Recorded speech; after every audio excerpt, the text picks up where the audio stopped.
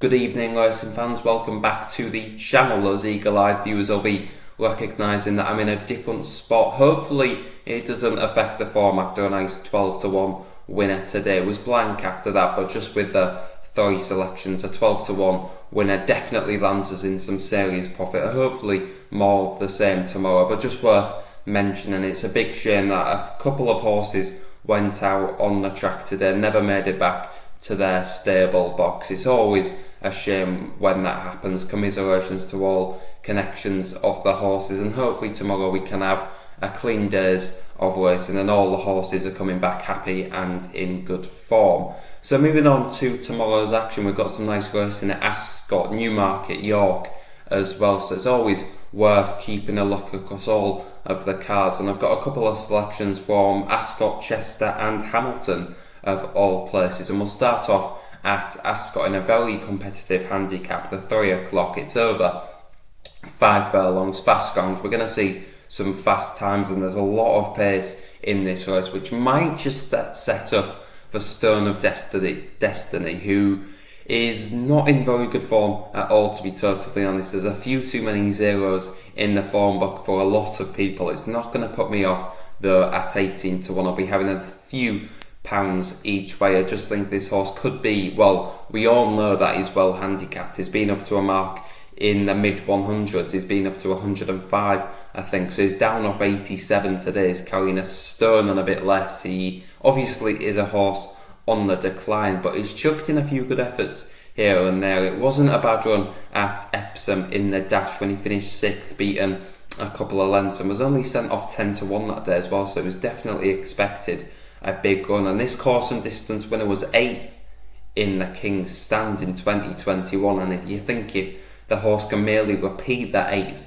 in a Group 1 then off a handicap mark of 87, he might be absolutely thrown in. I'm hoping he is. It was a terrible run at Newcastle last time out, but you can just completely rule that run out. He didn't seem to handle the track, even though he does have good previous form on the all-weather. It had been a while, that might be an excuse. He had a little bit of an awkward head carriage, got no cover and was held up too far back. Wasn't have given the toughest of times by PJ McDonald when he was beaten, and he's been dropped another couple of pounds since, I should say. David Probert in the saddle, that always seems to help. I'm quite fond of that jockey. Drawn central as well. You just think David Probert, he's got options to go either way. If they do split, you'd assume they'd all come down the centre if there's only 20 runners. So hopefully he can be well positioned throughout, and hopefully picking up the pieces to at least run into a place at 18-1. I'd be hard pressed to think this horse is going to go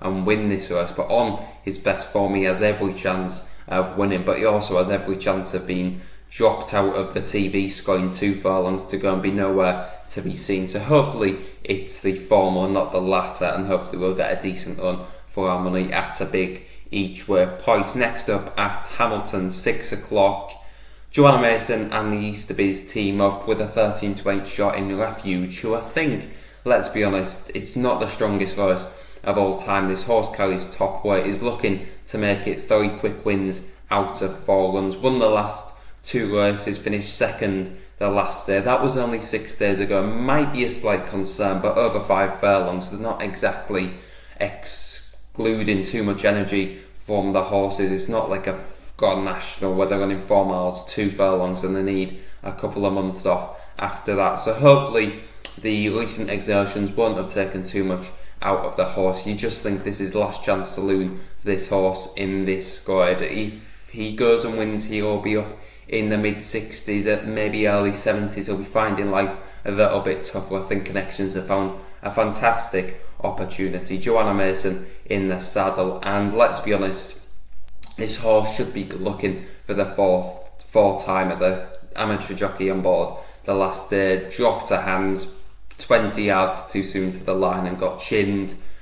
In hindsight, she wouldn't do that, and she would have won cosily by half a length with a little bit in hand. So I think with a professional jockey in Joanna Mason on board, this horse might just be too good at 13-8 and would be the nap of the day. Next up in the 3:43 at Chester, I'm going to take on Lana Cash in this one. I'm not totally convinced. At the end of the day, he's only ever won one race, and I'm not convinced the track will suit. His best form came in Newbury after a break on the straight, 7 furlongs, and was able to wind it up from a long way out. Dane O'Neill came with a smooth run, and I think he's a little bit of a galloper, so I do have reservations about the track. The one I'm going to side with is Oscula at 7-2, George Berry and Nicola Curry, who I was looking, she's only had 4 winners in 2022, which is, let's be honest, is partly down to the fact that she doesn't get given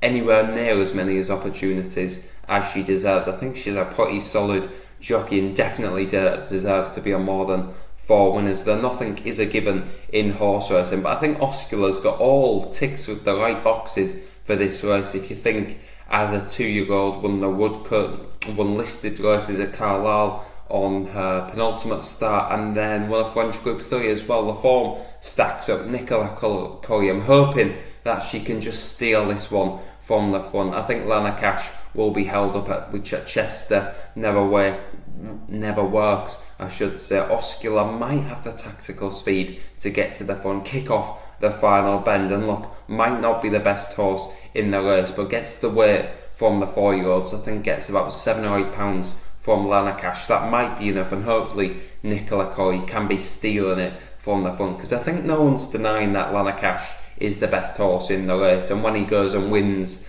probably I'll be fuming, because I said before he's the best horse in the race. But at the prices, I think I'm just going to side with Oscula for George Berry, who's been in pretty good form, landing a classic here and there as well, so he's definitely a trainer on the up. That rounds up my couple of selections for the day's racing. Don't forget to like and subscribe. As always, thanks a lot for watching, and I'll see you next time, and hopefully I will have backed a few winners between now and the time you next see me.